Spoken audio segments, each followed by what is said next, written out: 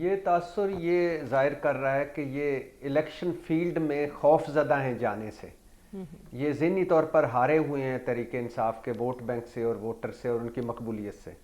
دوسرا تاثر یہ کر رہا ہے کہ یہ ہے مافیا ہے کہ مثال کے طور پہ عدالت وہ اچھی ہے جو ہمارے حق میں فیصلہ دے، فوج وہ اچھی ہے جو ہمارے ساتھ ہو، الیکشن کمیشن وہ اچھا ہے جو ہمیں فیسلیٹیٹ کرے، پولیس ایف آئی اے وہ اچھی ہے جو ہمارے مخالفین کو کوٹ چاڑے.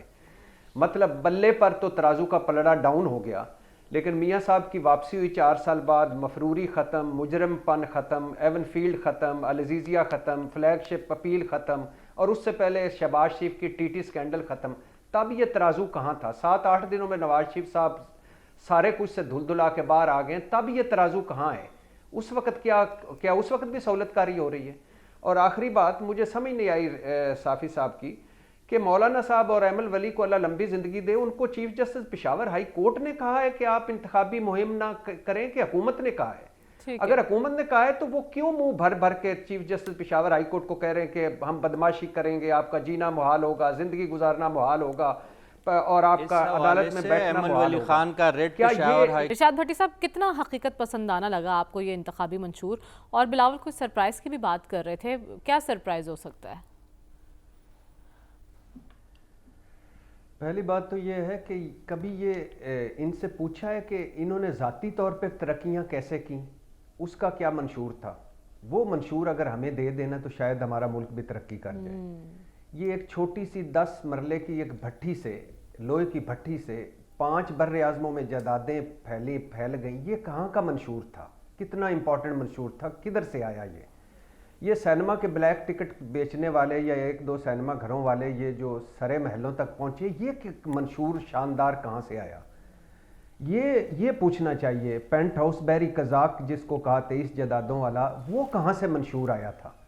ہمیں وہ منشور چاہیے، ہمیں وہ ترقی چاہیے. وہ کیوں نہیں آتی؟ ذاتی طور پر ان کی جو ترقیاں ہیں، جو خوشحالیاں ہیں، وہ کیوں نہیں آتی؟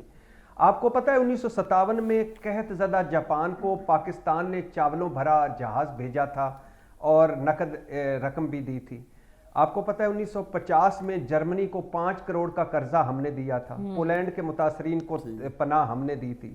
آپ کو پتہ ہے کہ ہم نے موزے تونگ کو جہاز بھیجا تھا ذاتی استعمال کے لیے، جو آج بھی چین کے میوزیم میں شکریہ کے ساتھ کھڑا ہے.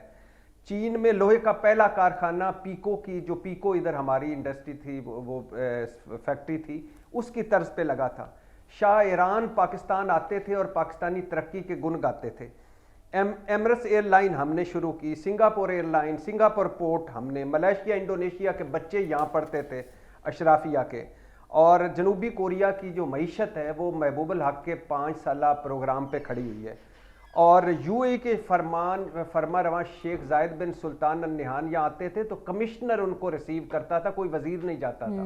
اور پھر یہ زوال بھی دیکھا کہ شہباز شریف نے اسلام آباد میں چھٹی کرائی اور کس توپیں بھی سیدھی سودھی ان پہ بھی ٹاکی ٹوکی مار کے سیدھا کیا، اور وہ شکار گاہ سے ادھر نہ آ سکے یو اے کے فرما رواں.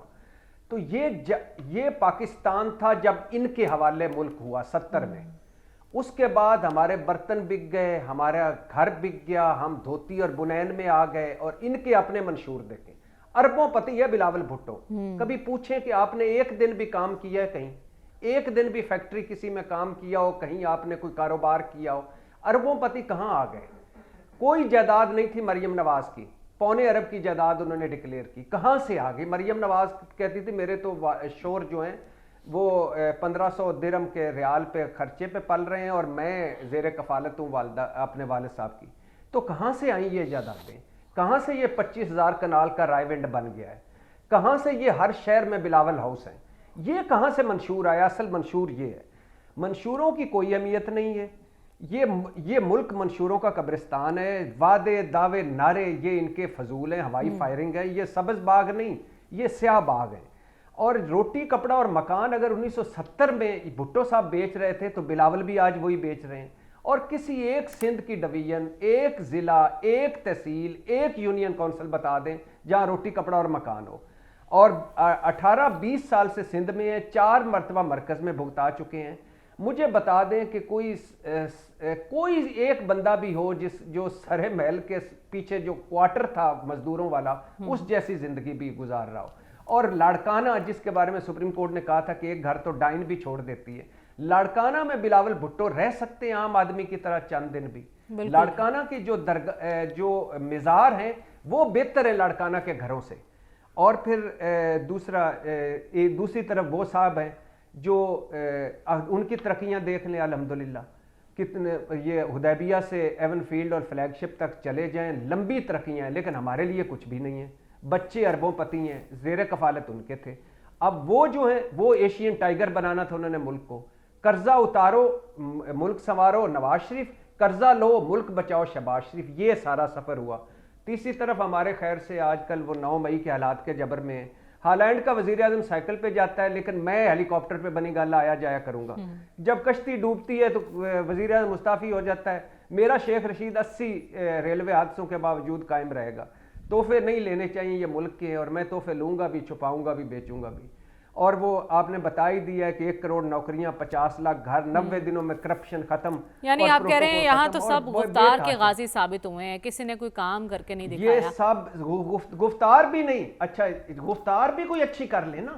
یہ پرانی کتاب سے ان کا تعلق کوئی نہیں، پڑھنا لکھنا ہے کوئی نہیں، سوائے عمران خان کے آج کل سنیں وہ 25-30 کتابیں پڑھ رہے ہیں اور وہ پڑھتے رہیں. باقی ان کا کسی کا تعلق. میاں صاحب نواز شریف صاحب نے آخری مرتبہ کتاب کب پڑھی ہو تو مجھے بتا دیں. اور ٹھیک ہے، پتہ کی بات آپ نے کہ آپ نے اپنی ذاتی ترقی کا راز بتائیں، تبھی عوام کی ترقی ممکن ہو سکے گی.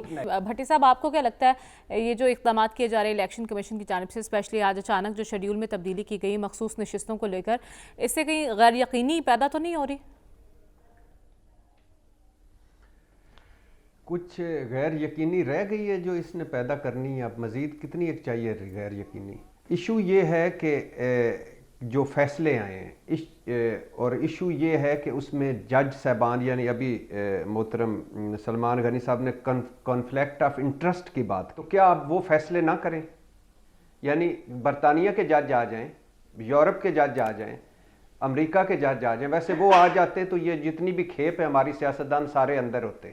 اگر وہ جج آ جاتے تو مجھے بتائیے کہ اب کون فیصلہ کرے گا؟ اب مجھے بتائیے کہ اس پہ بات ہونی چاہیے تھی کہ یا اس پہ بات ہونی چاہیے تھی کہ یہ جو مافیا عدالتوں پہ چڑھ دوڑا ہے، جس طرح کی زبان استعمال ہو رہی ہے.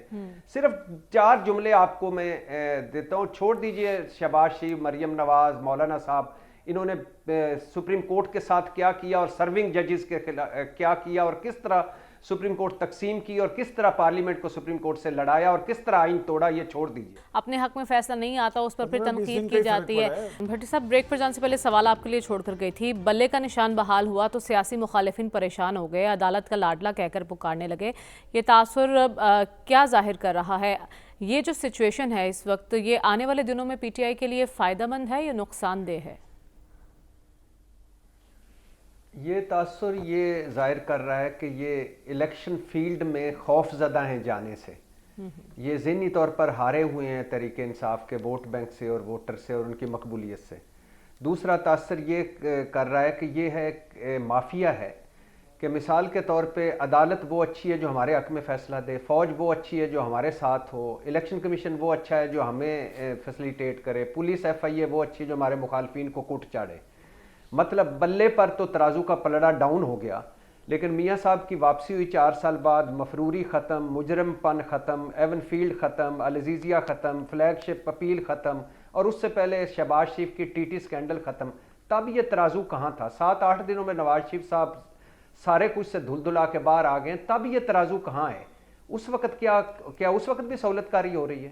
اور آخری بات مجھے سمجھ نہیں آئی صافی صاحب کی کہ مولانا صاحب اور ایمل ولی کو اللہ لمبی زندگی دے، ان کو chief justice Peshawar high court نے کہا ہے کہ آپ انتخابی مہم نہ کریں، کہ حکومت نے کہا ہے؟ اگر حکومت نے کہا ہے تو وہ کیوں منہ بھر بھر کے chief justice Peshawar high court کو کہہ رہے ہیں کہ ہم بدماشی کریں گے، آپ کا جینا محال ہوگا، زندگی گزارنا محال ہوگا، اور آپ کا عدالت میں بیٹھنا محال ہوگا؟ ایمل ولی خان کا ریٹ پشاور ہائی کورٹ میں پینڈنگ ہے، اس کو نہیں سنا جا رہا ہے. جی آپ تھوڑا سا اس کو دیکھ لیں، ان کا ریٹ جو ہے تو اگر اس کو نہیں سنا جا رہا تو یہ کہنا چاہیے. میں اگر چند الفاظ ایک تجزیہ نگار الفاظ کہے تو وہ آپ کو اعتراض ہے. ٹھیک ہے بھٹی صاحب، وقت کم ہے، ہمیں آگے